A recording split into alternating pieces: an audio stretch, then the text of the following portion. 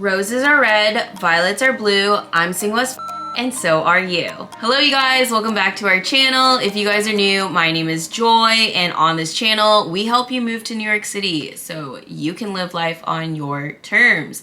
And in today's video, we are not gonna talk about any of that. What we are gonna talk about is the truth about New York City dating apps and why you shouldn't really be on them. But before we get into that discussion, I wanna thank today's sponsor, Real and Target, and we're gonna talk about them later on in the video, but just wanted to say thank you for sponsoring this breakup video. Okay, so let's get started on where my addiction to dating apps has originated from, because I think it will help you understand the lay of the land. So once upon a time, when it was 2013, I was going to Vegas every weekend because it was second semester of senior year in college.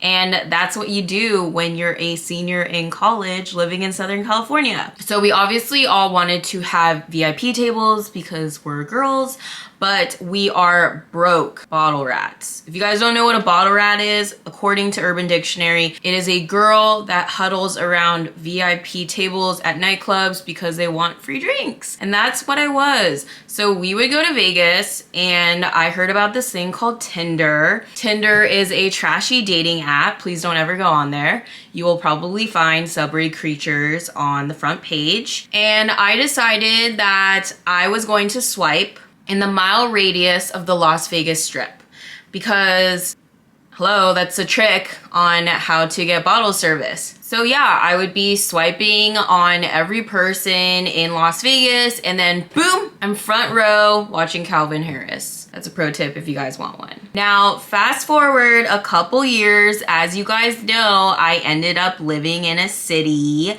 a big city, and I didn't really have that many friends here. I still don't. And I didn't have a boyfriend when I moved to the city, and I still don't. So I decided that I was going to go on Bumble and use Bumble to explore the city, try new restaurants, if the guy pays the first date, which they don't anymore, and just have a jolly good time. So if you guys don't know what Bumble is another dating app where you go on and the girl has to message first. And apparently it's like safer, but it clearly wasn't. So I'm on Bumble, and then next thing you know, I'm out to drinks on a Friday night with a finance bro who works at Goldman Sachs, who claims that he's related to the Prince of Saudi Arabia, which probably was already a sign that things weren't gonna work out. Anyways, things got weird, as they normally do, and I typically do not do this on a date or a first date, but I literally got up and walked out of the bar in the middle of drinks. I mean, some things are suspect, like we had one drink and then the second drink, he insisted on getting another drink, and I was like, yeah, that's fine, but he was kind of giving me sketchy vibes, so I was like, oh, like I'll get it by myself at the bar, and he was like, no, which made me think like he was going to roofie me. That's like why it got kind of sketchy. Anyways, you would have thought that I would have learned my lesson from that experience, but no, this continued for many years on and off. You like give up, you download it back, and then you're like, wow, the same people are on here. And at one point on really cold winter days, I was finding myself going on a dating app date maybe like 5 times a week. Like, it was turning into a full-time job. It was becoming a side hustle. I had a side hustle outside of YouTube. That's how many first dates your girl was going on in 1 month. And it was mentally and physically exhausting. I don't know if you guys know, but I work in sales as my full-time job. I unfortunately don't do YouTube full-time, so you should subscribe and hit the notification bell, so maybe one day I'll get there. But yeah, like I would literally have to go on a date after work and do the whole sales thing again on a date, because that's what you do. You ask questions and it's like, this whole swiping and then disappointment and then deleting the app and then re-downloading it. I don't even know why I thought it would get better each time. It was just like so easy. Like I would get bored and I would swipe. I would be sitting on the toilet, I would swipe. I would be on the subway and I would swipe. You know, like the whole thing goes on. Clearly, I had a problem. I was becoming a swiping addict. And according to my therapist, because I go to therapy, 1 out of 3 New Yorkers go to therapy. My therapist thinks that it is a form of validation, something I clearly don't have boundaries for, which I'm working on in therapy. So I'm gonna explain why dating app sucks. And the person in me has broken this down into 3 parts for you guys. The first part is we have way too many options. So because you're on a dating app, there's like a couple, right? There's Hinge, Bumble, Tinder, just trash, Raya, if you're special enough to get on there. And then you have like the random ones, right? So you're on all of them. There's so many options. You always think the grass is always greener. And that's why Gen Z has this like crazy idea that they need to have a roster. If you don't know what a roster is, it's basically like multiple people that you're talking to or you're dating that you're not like in a committed relationship with, which is so toxic because then you never actually like fully get to know one person or give it your all. As my therapist says, it's like having 1 foot out the entire time because you basically are going in with the mentality that this isn't gonna work out and there's gonna be something better. And with all these dating apps, you constantly feel like if you're not getting the attention that you want or like the vibes that you want, or maybe there's like one small thing about this person that you might not be like 100% about, you're like, oh, I'll just like go swipe again. So then you're constantly single and you're constantly looking for something that's better. Like my parents met in college and they've been together since then, which is decades because they had me and I'm pretty old at this point. So clearly they didn't have the internet back then and it worked out. Will I say like it's always sunshine and rainbows? Absolutely not. But you learn how to put up with the rain to get the rainbows, I think. That's how it works. All right, second thing is you focus too much on superficial qualities. So if you're on Bumble, first thing, the user interface is focused mainly on just photos. I mean, they're trying to like kind of move into like Hinge, where Hinge you talk about like quotes and like funny things that you value. But I feel like most of the time, dating apps only send you the pictures first. You're looking at pictures, obviously, so you're looking at if someone is physically attractive. Then they have like all those weird variables in there, like how tall you are, and all the guys always lie about how tall they are, just like the girls all Facetune and make themselves look skinnier.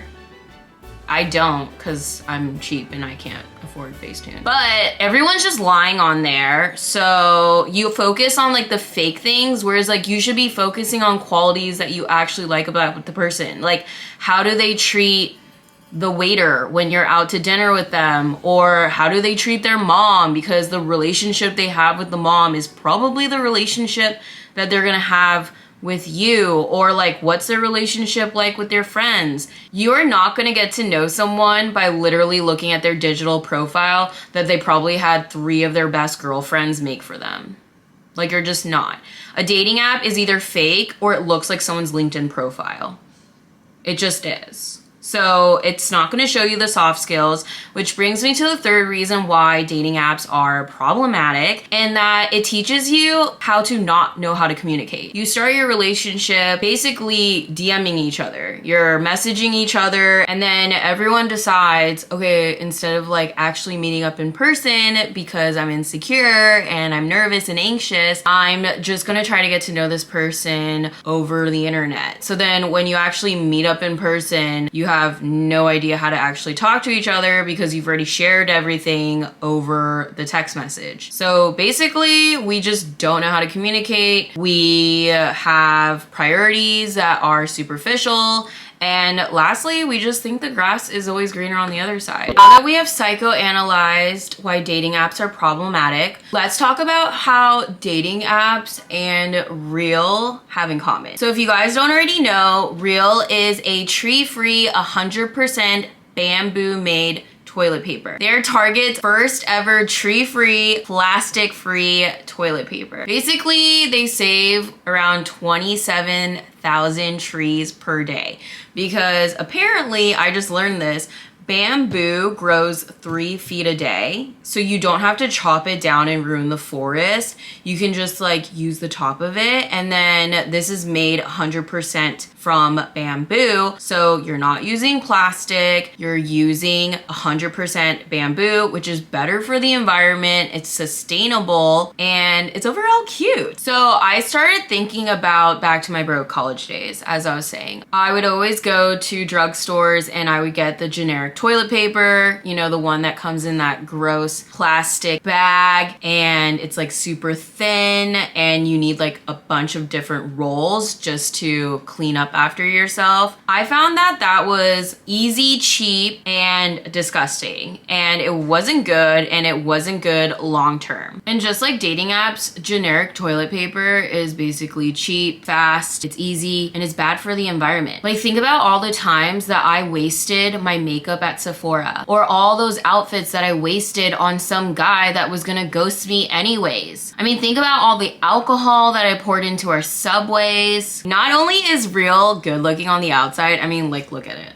I would swipe on this toilet paper, but it feels good on the inside. Like literally when you go to the toilet, it feels good. They come in this like trendy 12-pack box and you can get them delivered to your apartment so you don't have to be hauling plastic toilet paper with that weird like tape wrap that they give you and you walk around the city with it. Like I'm not trying to walk down Hudson Street in the Village and try to like pick up cute guys with my disgusting toilet paper when I could have this. I mean, this looks trendy. Like, come on, you guys. Let me open this up for you. I mean, come on. It's so cute. I can't wait to have this as decoration in my bathroom. And I want to have you guys like do an apartment renovation with my bathroom, and we're gonna put this everywhere. So basically where I'm going with this, you guys, is it's all about quality over quantity. Just like this toilet paper, stop swiping on a bunch of low value people on all these dating apps.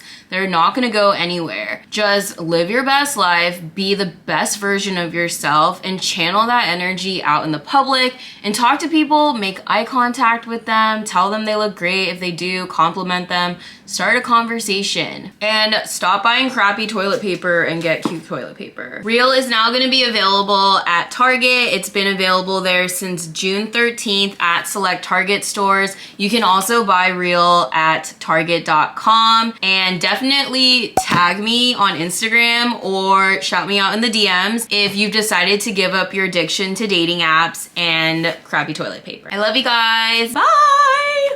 He loves me. He loves Real toilet paper. He doesn't have a flex wall. He lives under 14th Street. He doesn't live across a bridge or tunnel. He has a job. He's over 6 foot. Oh my God, he exists.